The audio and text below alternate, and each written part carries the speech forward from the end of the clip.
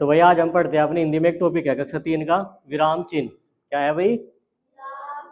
विराम चिन्ह। विराम का मतलब होता है रुकना। ठीक है, विराम का मतलब क्या होता है? कहीं पे भी रुकना।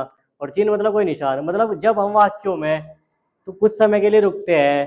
ठीक है, वाक्य में रुकना होता है वो क्या बोलते हैं हम, वहां पे विराम चिन्ह का प्रयोग करते हैं। जैसे कि राम घर जाता है, रुके नहीं हम, तो जाता है के बाद एक डंडा सा खींचा है, देखोगे तुमने डंडा खींचा हो वहां पे, तो वही चीज वो विराम चिन्ह होता है। अब वही पढ़ेंगे हम। देखो कक्षा 3 में हमारे 5 विराम चिन्ह के बारे में जिक्र हुआ है, इसलिए हम 5 ही पढ़ेंगे, वैसे तो होते हैं और भी। ठीक है, सबसे पहले है भाई पूर्ण विराम, जैसे वो डंडा लगता है।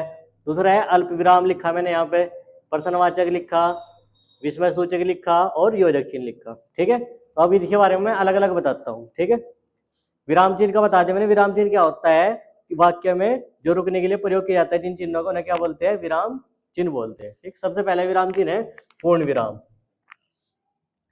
जब वाक्य में पूर्ण रूप से रुक जाता है।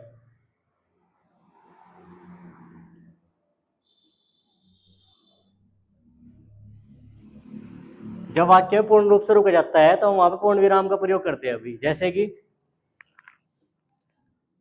राम घर जाता है, ये वाक्य मेरा पूरा हो गया और मैंने लगा दिया इसके पीछे डंडा। ये डंडा क्या बोलते हैं भाई? क्या बोलते हैं?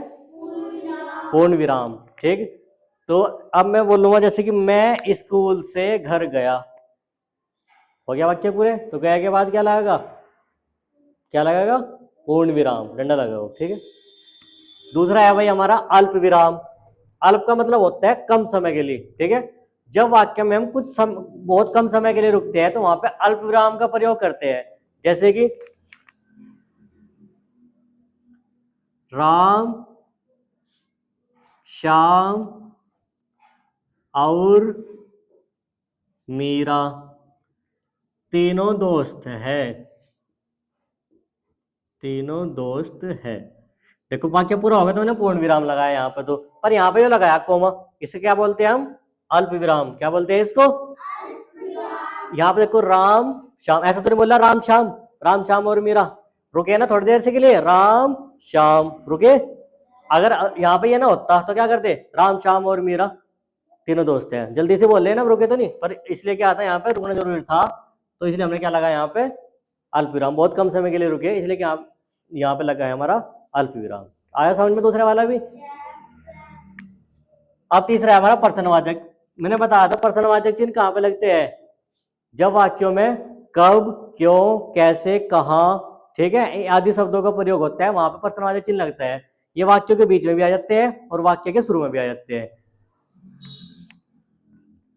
जैसे मैं लिख रहा तुम कल कहाँ गए थे, वाक्य पूरा हो गया, तो यहाँ पूर्ण विराम लगा दियो। पूर्ण विराम क्यों लगाने? यहाँ पे लगाएगा हमारा प्रश्नवाचक। क्या लगाएगा? प्रश्नवाचक।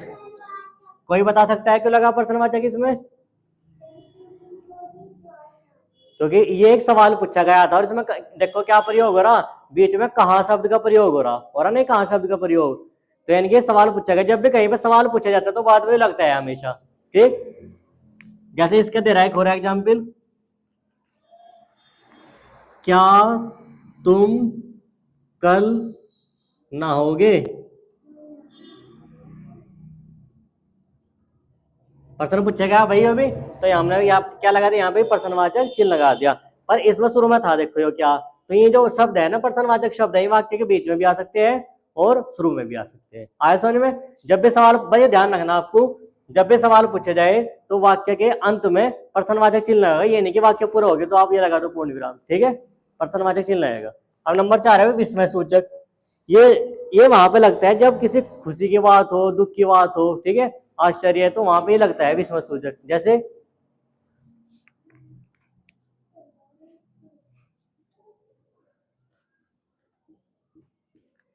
अरे आज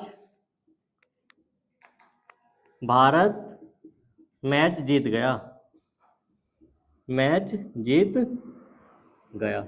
ठीक है भाई, अरे देखो, अरे फिर हमने क्या लगाया यहाँ पे? अल्पविराम लगाया, रुके हम यहाँ से। अरे क्या है क्या? आज भारत मैच जीत गया, यानी ये खुशी की बात है, उसके पीछे क्या लगा दिया हमने? ये लगा दिया डंड, पूर्ण विराम खींच के उसके नीचे बिंदी, तो इसे क्या बोलते हैं? विस्मय सूचक या विस्मय बोधक चिन्ह। आया समझ में ये वाले भी? लास्ट वाला है योजक चिन्ह। ये क्या होता है, दोनों शब्दों का क्या होता है, कुछ ना कुछ संबंध होता है, उन दोनों के बीच में लगता है, जैसे कि भाई बहन, माता पिता, ठीक है।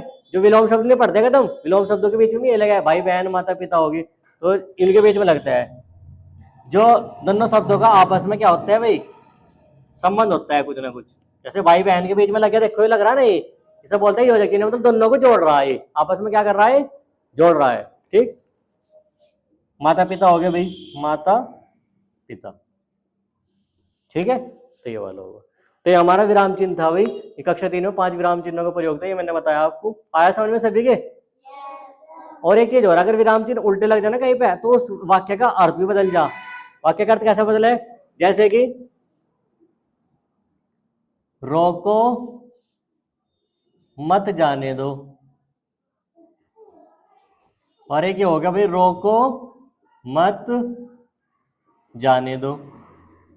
दोनों वाक्य एक जैसे लग रहे देखने में, एक जैसे है दोनों वाक्य देखने में। क्या फर्क है? यहाँ पे जो अल्प विराम है यहाँ लग रहा है पहले नंबर पे एक शब्द के बाद, यहाँ पे 2 शब्दों के बाद लग रहा। इन दोनों शब्दों को मुझे ये बताओ, अर्थ एक जैसा है या अलग अलग है? पहले का अर्थ क्या है? रोको मत जाने दो, मतलब रोक लो, उसे जान नहीं देना, ठीक है। रोको मत जाने दो। अरे दूसरे में क्या है? दूसरे वाले में रोको मत, मतलब उसे रोको नहीं, रोको मत जाने दो, उसे रोको नहीं जान दो। बदल गया नहीं अर्थ? पहले में रोकने को कह रहा, दूसरे में क्या कह रहा? जाने को कह रहा। पर क्या है, सिर्फ एक कोमे की वजह से बदल गया, एक अल्प विराम की वजह से। तो इसलिए विराम चिन्हों का प्रयोग अगर सही करेंगे तो वाक्य का अर्थ भी सही रहेगा। उल्टी सीधी जगह लग गया तो उसका वाक्य का पूरा अर्थ भी बदल जाएगा। ये बताओ सब बच्चे की समझ में आई 5 वो विराम चिन्ह? ठीक है, धन्यवाद।